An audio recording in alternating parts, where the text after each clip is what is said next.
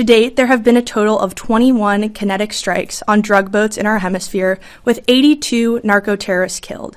Each strike conducted against these designated terrorist organizations is taken in defense of vital U.S. national interests and to protect the homeland.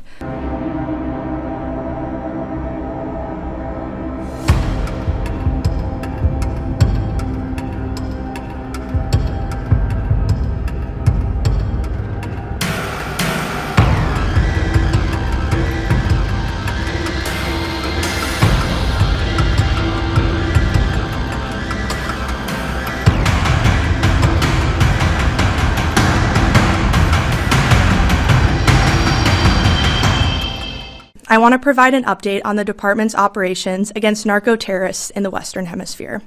To date, there have been a total of 21 kinetic strikes on drug boats in our hemisphere, with 82 narco-terrorists killed. Each strike conducted against these designated terrorist organizations is taken in defense of vital U.S. national interests and to protect the homeland. Our operations in the Southcom region are lawful under both U.S. and international law, with all actions in compliance with the law of armed conflict. These actions have also been approved by the best military and civilian lawyers up and down the chain of command. A completely fake story in the Washington Post, now discredited by the New York Times, tried to mischaracterize these successful strikes in bad faith.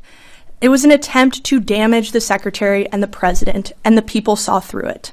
The phony Washington Post story even attributed statements to the secretary that were totally fabricated. He never said them. This department will defend our homeland. This is not a catchphrase. It is a commitment. And as the secretary said, when it comes to killing narco-terrorists, we have only just begun. If Nicolas Maduro leaves Venezuela today, what role will the Department of War have in a post-Maduro Venezuela? And describe the process the administration will use to determine whether or not current members of the Venezuelan military or Venezuelan government have a role in a post-Maduro Venezuela. Thanks for the question. So the department has a contingency plan for everything. We are a planning organization.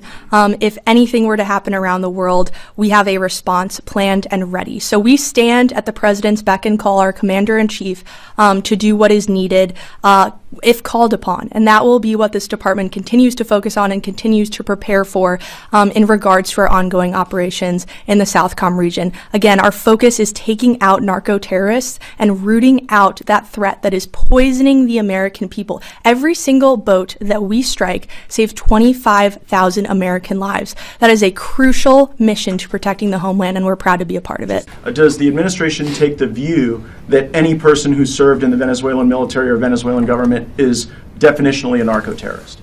That would be a determination for the president to make, but I can tell you that every single person who we have hit thus far who is in a drug boat carrying narcotics to the United States is a narco-terrorist. Our intelligence has confirmed that, and we stand by it. I would just add that this despicable video that Mark Kelly participated in with the Seditious Six was a politically motivated influence operation that was an attempt to undermine the chain of command, to sow distrust and division in our armed forces. That is absolutely ridiculous, and it puts our warfighters at risk.